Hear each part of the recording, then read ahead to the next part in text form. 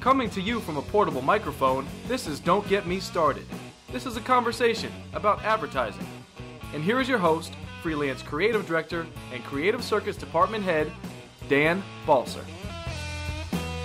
Yes, welcome back to another episode of the podcast, an unusual one today, and I'm excited to have this conversation. I say it's unusual because I don't think we've ever had a guest come to the school who would stand up in front of the crowd and admit that there's probably more talent, design talent in the room than himself. So I think we're going to have an angle in the conversation now from an entrepreneur, from an industrious guy who solves problems and enables the world to be a better designed, more functional, more beautiful place. I think that's probably, that's the summary, that's the head to have yourself in for this conversation. It's just been a pleasure to be able to meet Stefan Rodriguez today. He comes from Rift, as you know. He's actually based out of Nashville, Tennessee, and Rift is I want to call it a collective of talent to create great design and development.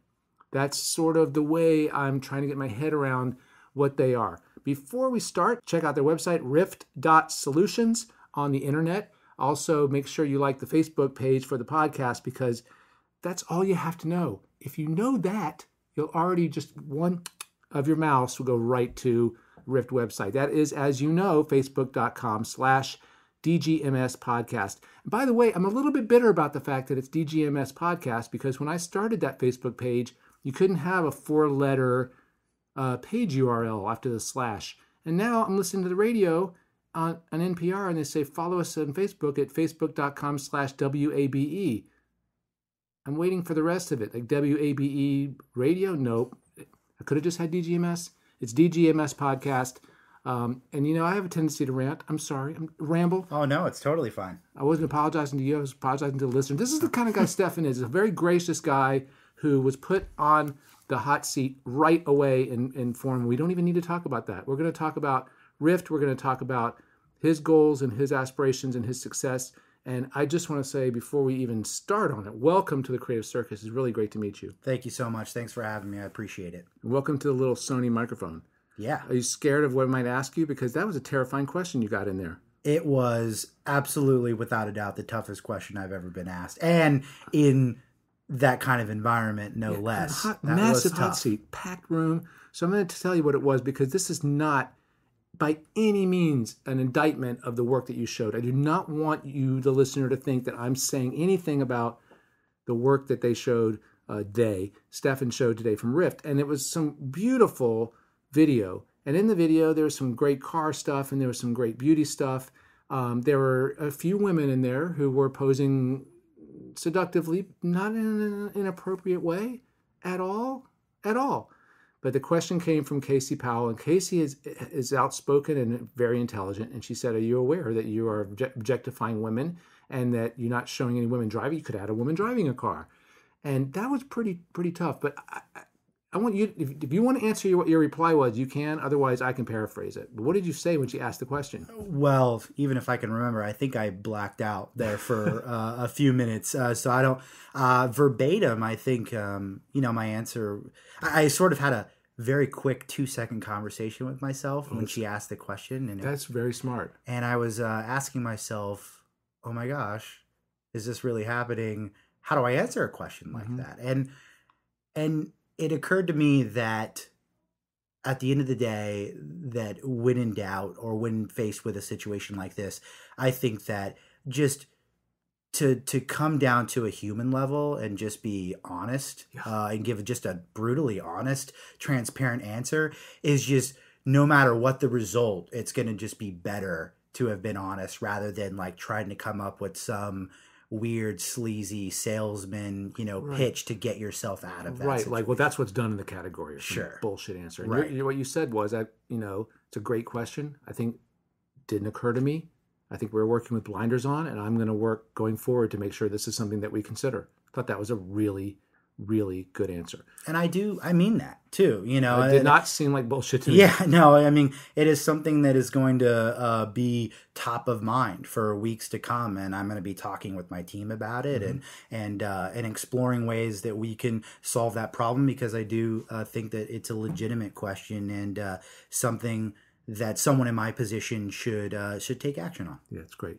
So let's talk a little bit about, I want to talk to you about you, but I want to start off talking a little bit more about Rift just as a concept. So the way I understand it is that you're basically taking projects from agencies, clients, anyone who needs development and design, and you're using sort of the talent pool that is on the internet. So it's not internet, so that's internet enabled. Right. Somewhere in the country, somewhere overseas. Talk real quick about how many projects you have running at any given time, how many creatives are you tapped into, just sort of an overview of how the agency setup works. Sure. So I'll first say, you know, when I originally founded Rift, I was in Southern California, in Anaheim, and it just occurred to me that there was talent all over the place, and I didn't want to be limited to, you know, what sort of talent that Orange County or Los Angeles had to offer us. And in my travels, I had met a lot of creative people that I wanted to work with.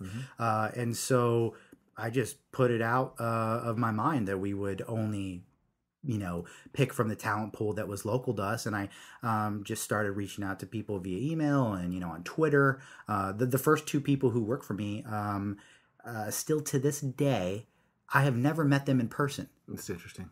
And we met on Twitter originally. And I don't know why or how, maybe it's a bunch of luck, but it's worked out really well for us so far. It's interesting because as you're talking, I'm thinking, you know, the way agencies work now, even my local collaborations, I tend to be doing most of it on Google Docs or on Dropbox, on Skype anyway. So what difference does it make? Absolutely. So how many projects do you think, just right now as we're recording this, how many active live projects? Right now, active live projects, 42. Yeah, that's crazy. It's an insane ask. And we, you know, which is why we need to lower that number so that we can maintain our quality, which is most important. But yeah, we have 42 projects. That's a high moment for us. On average, I would say we have about 25 projects going on at any given time. We have 10 team members, but I have a massive pool of freelancers that are ready to work on projects at will. And so I can. Is that? What do you mean number? Like the massive pool, but roughly how Oh, many? well, for instance, I'm part of a Slack community called Startup Foundation, and Startup Foundation has thousands of members, and Slack is, you know, a communication tool for teams. And so they have channels on there that, you know, there's a design channel, a development channel, and specifically a talent channel. And on the talent channel, you can go on there and say, I need a graphic designer for this project. And within minutes. Yeah, I don't know what that noise is. Oh, in the background. Okay, I'm going to go shut those people up, and I may leave this in and call them out. Hold on a second. Yeah. I'm not going to call them out. Listeners, I'm sorry for that. So you're saying that within minutes on Slack, Yeah, so within minutes, I have dozens of people saying, hey, I'm the guy for the job. And you know, and you asked, how do I screen them? It's pretty simple. I have a very basic screening process. And because they're freelancers who are soliciting work in this fashion, they're almost always prepared. They have a Google Doc or a LinkedIn profile link, or they have a Dribbble account, and they send links. What's Dribbble account? Dribbble is basically this online website where you can have a profile and post your design work. Oh, great. So it's just a play. It's like an online portfolio, basically. And so, they send me these links, and then I go look at the. I probably should have known that. Yeah, right. That's okay. Yeah, Dribbble.com. It's a great asset. But I go look at these links. And if the work looks good to me, then I have a basic level of interest. And then the next question is you know, what's your rate? And then if that's agreeable, which it almost always is, then I give them a shot. That's cool. And that's sort of how I operate. I give almost everybody with legitimate skills and a legitimate body of work a shot. If that works out, then I will continue to utilize them. And in fact, half of the team started in that capacity, and now they're working full time. What's the cool part for you? What is exciting for you? Because this just sounds like a lot of to me personally, sounds like a lot of coordinating and not a lot of creating. So are you satisfied in this role? Is excited because clearly you're fired. I mean, you're energized and fired up, and it's hitting a sweet spot for you. What do you think it is about you that this is serving and keeps sort of the fuel of your fire going? Yeah, absolutely. Fundamentally, I'm a problem solver. Mm-hmm. It's my core passion. And maybe even the more core passion is that I like helping people. And if I can help people and make money at the same time by being a problem solver for creative needs, cool.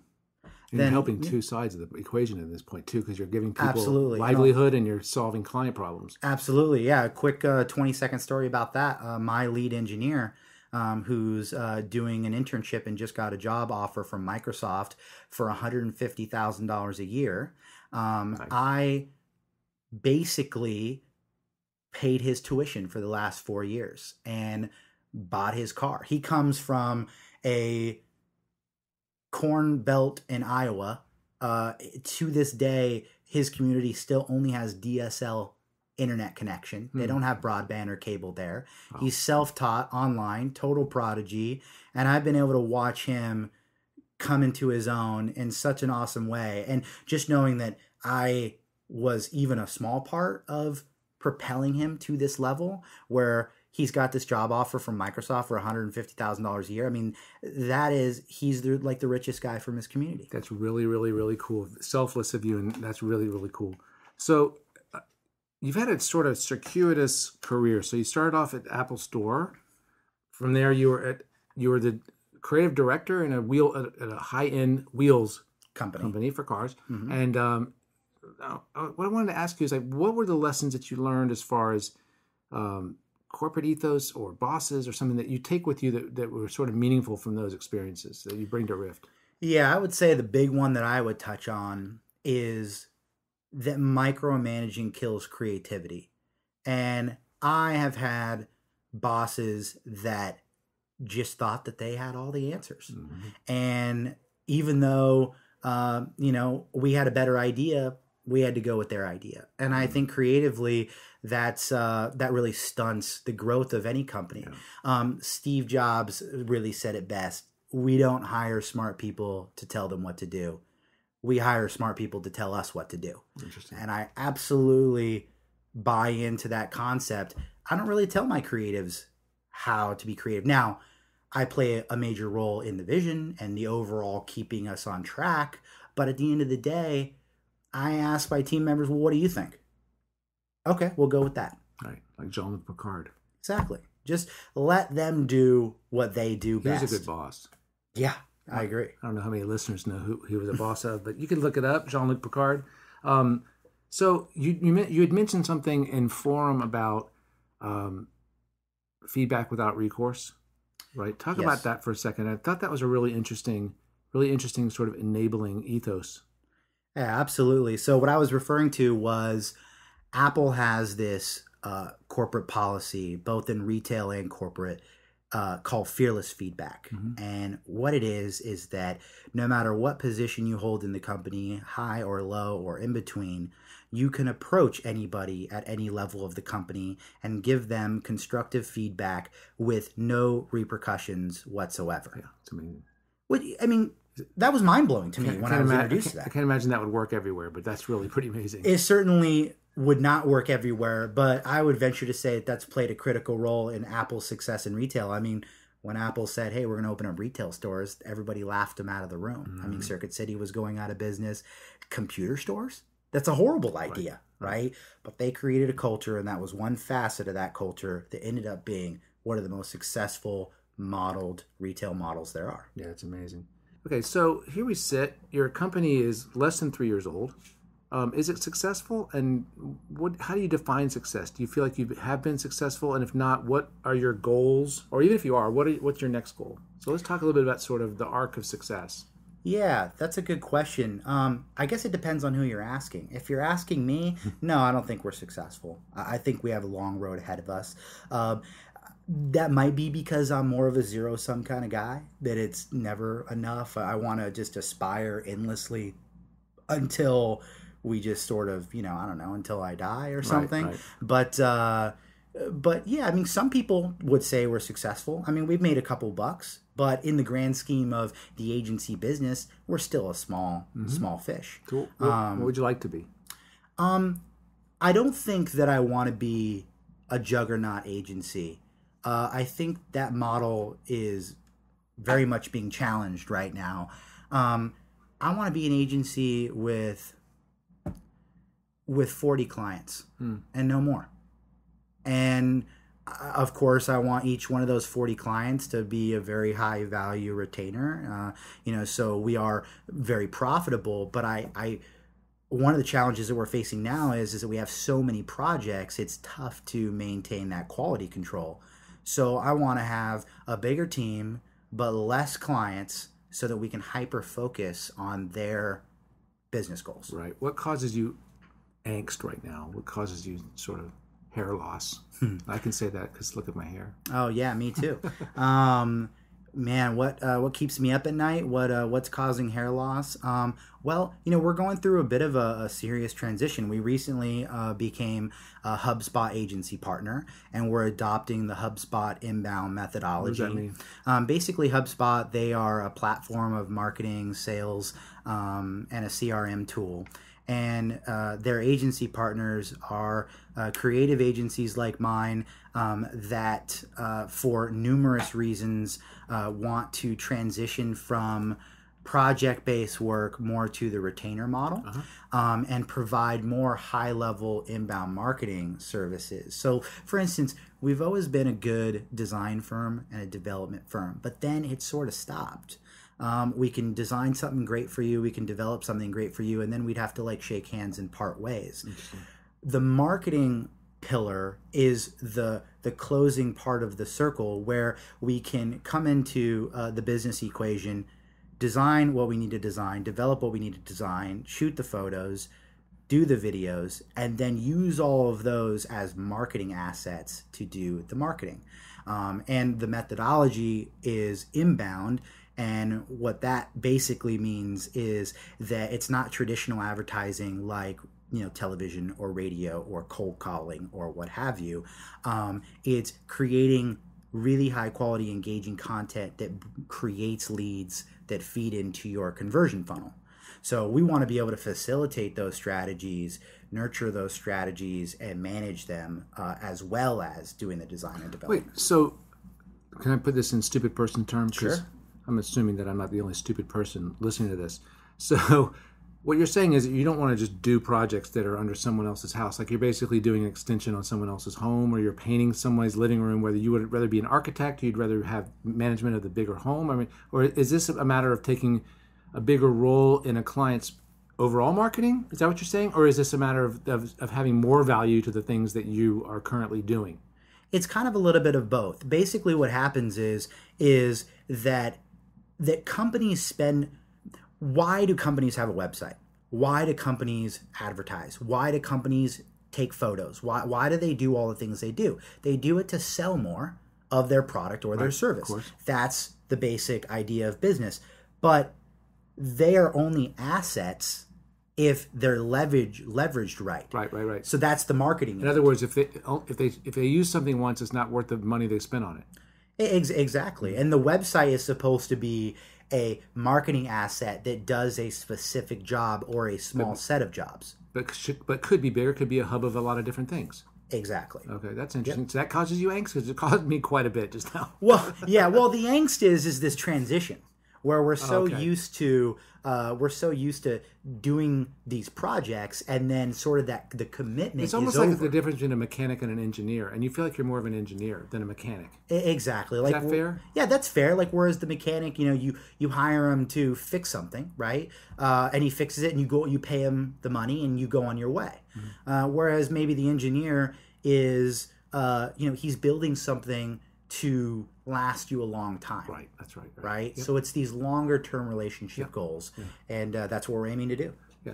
So talk to me about your own skill set. So you said that you had learned the things you needed to know on Lynda and all that kind of things, right? So you didn't go to an ad school, you didn't go to an art school. Do you consider yourself a designer, a programmer, a developer? How do you think of yourself, and what do you think is your most valuable strength? And First of all, how did you learn these things, and now what do you think is your most valuable? I asked you a lot of questions. Sorry. Yeah, let's see if I can get to them. Well, I dabbled in web development. I dabbled in graphic design. I dabbled in marketing, AdWords, pay-per-click, redirect. Okay, so while you're dabbling in design, do you think, okay, I'm a designer, I'm going to get a job as a designer, or were you doing this to solve the specific problem of, holy crap, I said, yes, I can do this? Bingo. Right. Bingo. It was sort of like, oh crap, I just made a bunch of promises I'm not sure if I can keep. By the way, that's awesome. Yeah. I admire that so deeply, because I think that so many of us have an inherent fear of, no, I don't know how to do that. I'm not going to do that. It's like, was it really that hard to figure out how to make something? I mean, honestly, was it hard? No, well, don't get me wrong. It's not like a walk in the park, but when you're passionate about it and you're committed to it and you want to be a guy of your word and you want to come through on these promises, like, you're going to stay up late and wake up early and you're going to learn it and you're going to get the job done. And it's not going to suck. That doesn't suck because you're it's your own promise. Right. Yeah, exactly. And it's, I lost my thought. Sorry, I had to edit that one. No, I said you did this because you had made a commitment and you had to learn it to basically get it done. And you said, yeah, so I'm going to figure out a way to make it happen. Yep, absolutely. And now what do you think is your best strength, your strongest strength? I'm basically, my title says that I'm a founder and CEO. And I don't know what that means. I don't know what that means either. But I know that that's technically my official titles, and so that's what it is. But I'm a project manager. Okay. On both sides of the table. On one side, I'm managing clients. I mean, our mini success, in large part on the sales end, is because I'm a super high energy, what I think is a likable guy that gets business owners excited about what we can do for them. Absolutely. And because I'm able to create this excitement, I'm able to generate revenue and then continue to work with the client and work with the creative team to execute those great ideas that we just came up with. Yeah, you nailed it on the head. Let's talk about this from the perspective of me as a freelance writer and creative director. What are your expectations of the creatives that reach out to you and say, I'm available for this project? What are your expectations? How does that relationship go well? How does that relationship go badly? Well, learn to underpromise and overdeliver. Learn to be honest about where you are. A lot of people, in my experience, they oversell themselves because they're worried that they have to be like a Superman expert at whatever it is that they're offering to get my attention or other, people's attention. And that's not necessarily the case. If you're, as a project manager, if you are honest with me about your skills, I can put you in a position to win. If you lie to me or embellish about your abilities, then there's only one outcome, and that's you lose. Because even if you get the first gig, you're not going to get the second gig because you bombed it. It's a very good point. I think you also made a really interesting point that I'm looking around for my students, because I had a class this morning and I said almost word for word what you said, which was, it used to be that you need to have breadth over depth, show that you can do a lot of different stuff. Yep. I think you better be great at something. Don't you Bingo. think? Great at something. At something. I don't care what it is. Just find some, and I suggest it's something that you're really passionate about, because something that doesn't feel like work. That's how I define passion. That is the bridge that becomes the perseverance that you'll need to succeed in this business, because it's not like all, rainbows and kittens. It's tough out there, and you will need that passion to drive you through those tough times. But the thing you're passionate about is the one where, when you're doing it, you lost track of what time it was. Bingo. Yeah, absolutely. Yeah, like me, after a 16-hour day, I'm like, it's what time? Right, but of value. I'm not talking about FIFA.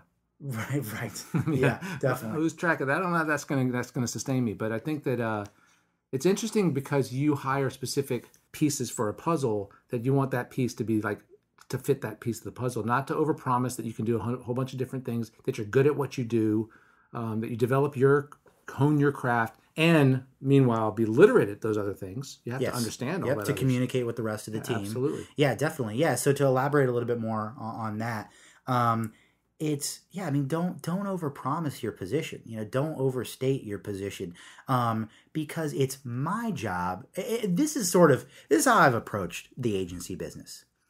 My job is to make winners out of my clients and winners out of my team members. If I can make winners out of the both of them, I win. That's the game that I play.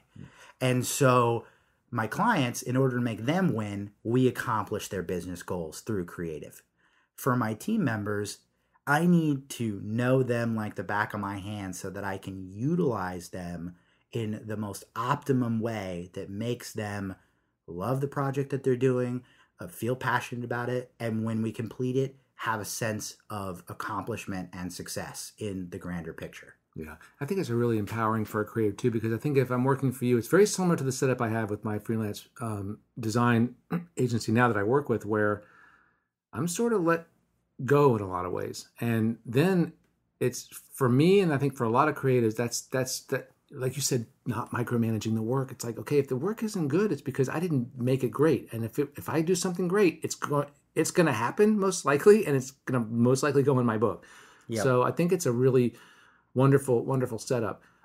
So what makes that collaboration good? It's the honesty on the front end, and then once you kind of brought someone in as a creative, like what are your expectations professionally from that relationship? Yeah, professional expectations. We're pretty loose.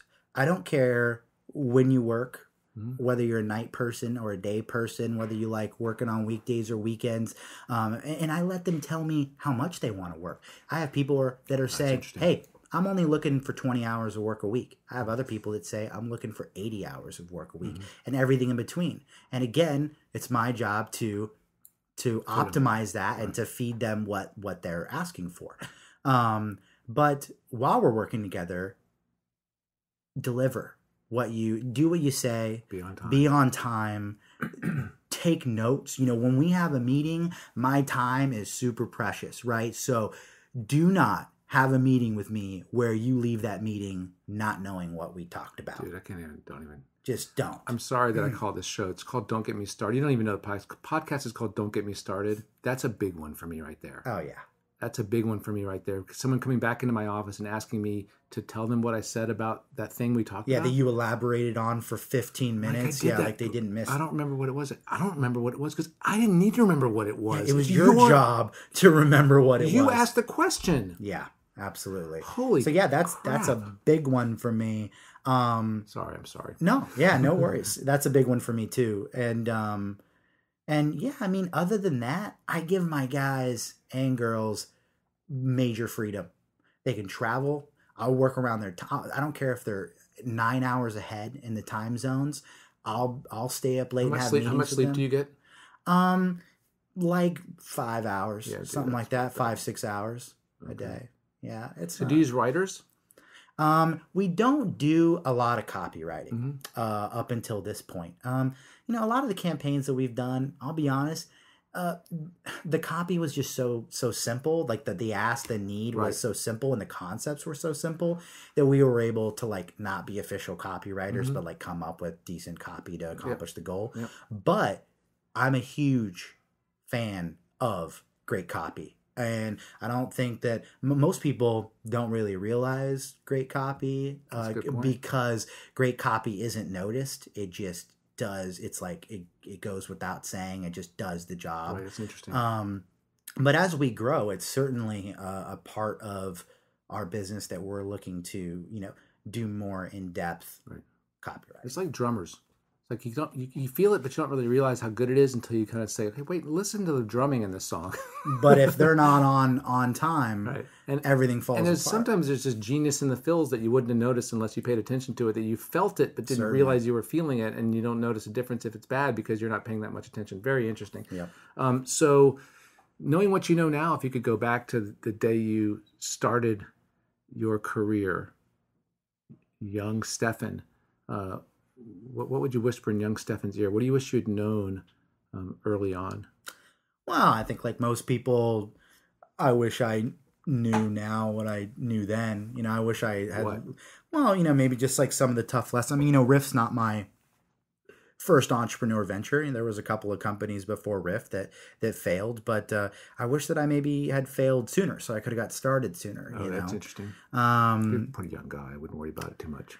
Maybe that's the pressure that I put on myself, but I certainly don't feel young, and I certainly feel behind the 8 ball. And I'm 28, and I feel like I should have been here at 26.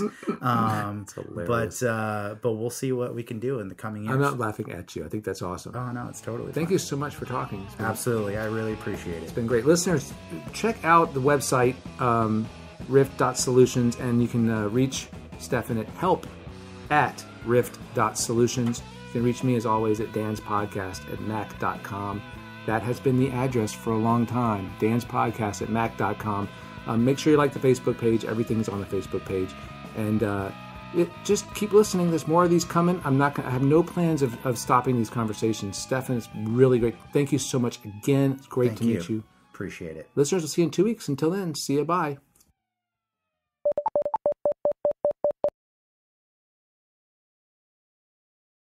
You've done 240 of these? Yeah. Oh my gosh. Over.